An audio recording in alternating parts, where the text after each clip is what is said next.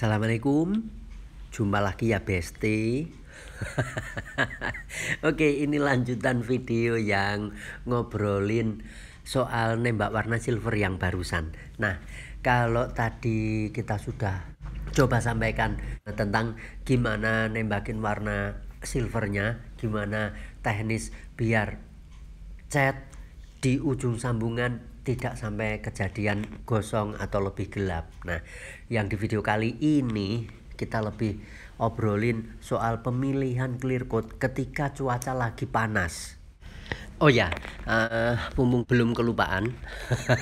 Jadi seperti di video yang teman-teman lihat saat ini, hardener kita taruh di kaleng satunya. Jadi kalau pakai hardener yang di kaleng bawaan clear si Nikon 200 ini, sering kita kesulitan buka tutup kalengnya. Makanya kita taruh di kaleng adiknya si Nikon 300 untuk hardener yang kita pakai kali ini.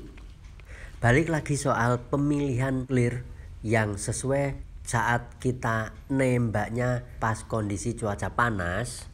Kebetulan ini kita aplikasi kurang lebih jam 10 siang atau pagi, tapi ternyata saat itu cuaca lagi panas banget. Nah, karenanya ketika kita dihadapkan dengan kondisi seperti ini, yang akan kami pilih adalah clear coat dengan performa flow time yang cukup bagus. Flow time ini apa?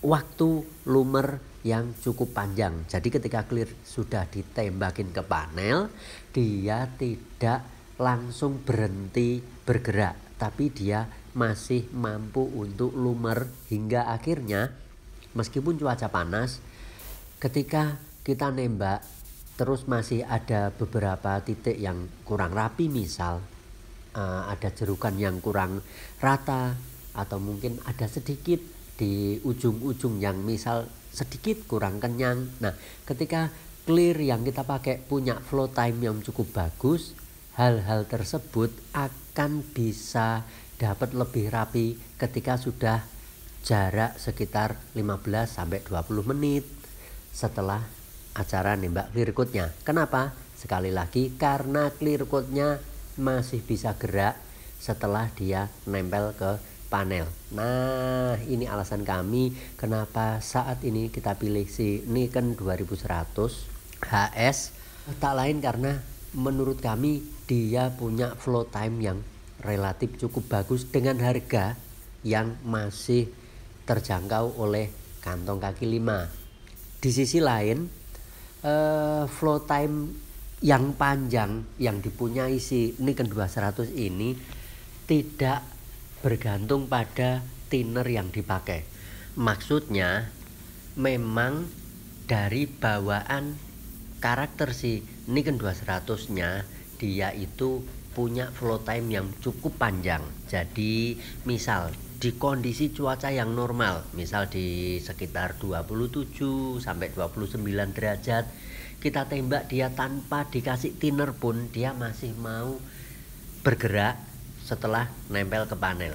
Nah, beda dengan beberapa clear atau misal dengan adiknya yang 300 misal, dia akan bisa lumer ke panel dengan cukup bagus ketika dibantu oleh thinner, dan thinnernya minta yang cenderung slow. Kemudian jumlah thinnernya dia minta idealnya di angka 30 sampai 40 bahkan 45%. Tapi kalau yang di Nikon 200 ini memang bawaan lahir ini bocah, dia mampu lumer ke panel dengan cukup bagus meskipun tidak mengandalkan bantuan thinner, dengan catatan cuaca jangan ekstrim panasnya. Nah, kalau seperti di kasus yang kita jalani kali ini, karena cuacanya panas, kita butuh sedikit bantuan thinner untuk bikin ini bocah mampu lumer ke panel dengan cukup bagus. Nah, kita kasihlah thinner extra slow dengan rasio kurang lebih 5%. Oke Besti, ini hasil perjuangan kita. Ada yang mau mewek? Nah ini karena tadi kita nembak yang bagian sini terlalu fokus, seprikan dimiringin. Nah yang sini akhirnya dapat lebih tebal dari yang semestinya. Nah ini tapi masih relatif aman, tidak sampai turun banget. Untuk yang bagian lain, nah kurang lebih kita dapat macam begini. Oke.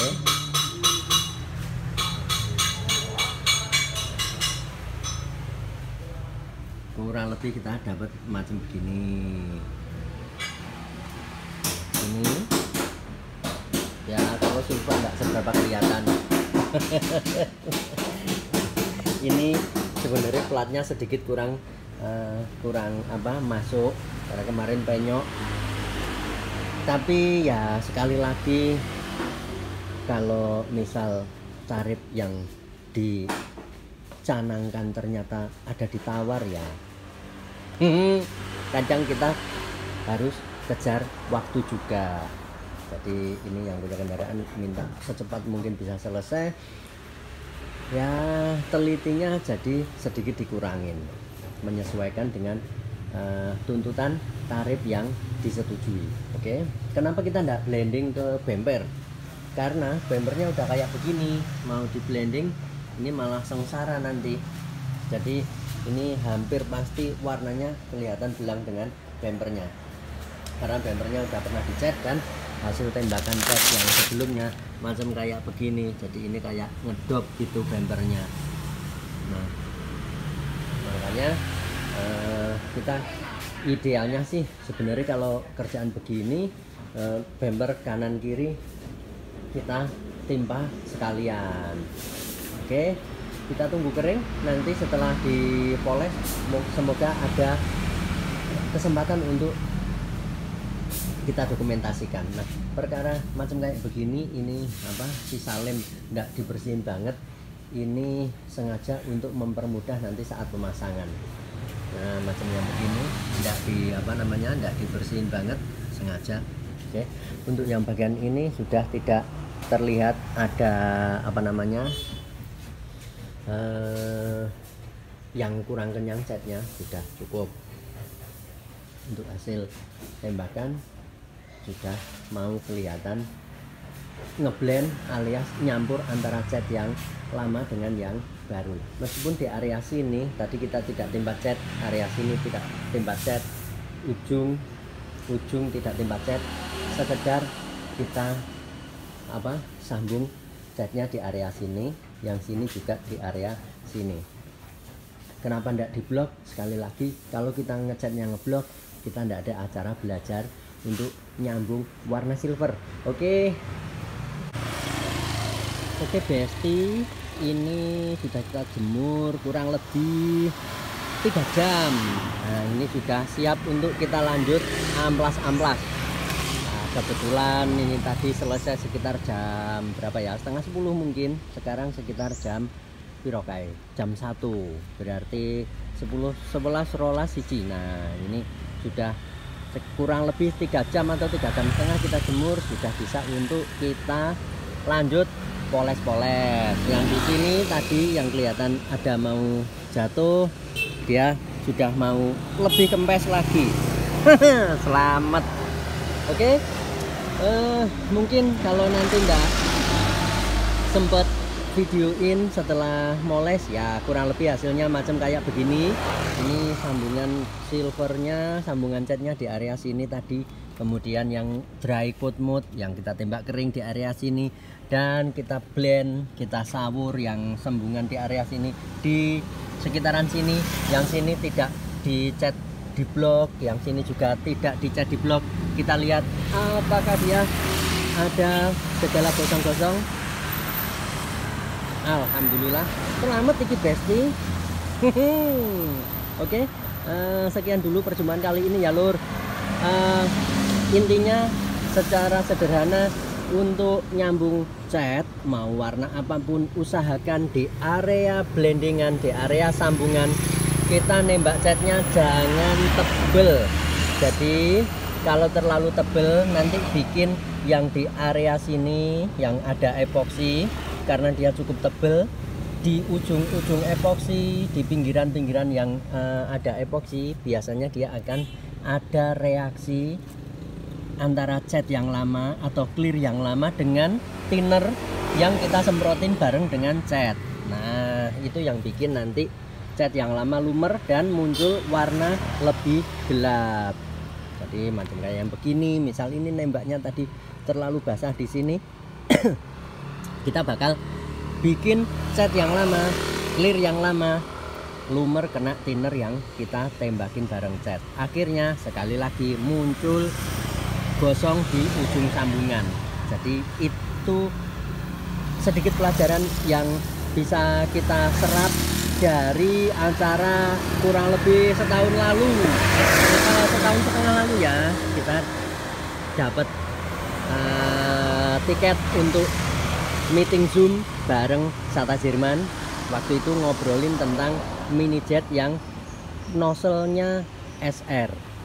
Jadi ada yang SR tip SR version dengan yang non SR. Nah, yang SR version atau yang tipe SR dia memang diformulasi, dilahirkan, didevelop untuk acara nembak kebutuhan cat bidang otomotif. Nah, sangat berguna ketika kita butuh nyambung warna kayak yang di video kali ini. Jadi tembakannya tipis, ndak bikin hasil ujung tembakan terlalu basah hingga bikin muncul gosong di area sambungan cat baru dengan yang lama. Oke, sekian dulu ya Besti obrolan kali ini. Semoga ada guna dan manfaat. Jumpa lagi di next kesempatan. Semoga pada lancar berkah segala urusan, diberi umur yang manfaat.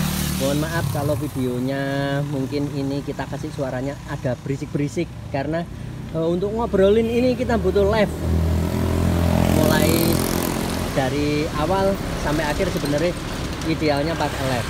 Nanti ada rezeki saya beli mic yang bisa ngeredem bising waktu kita pakai untuk joget. Oke, sekian dulu ya.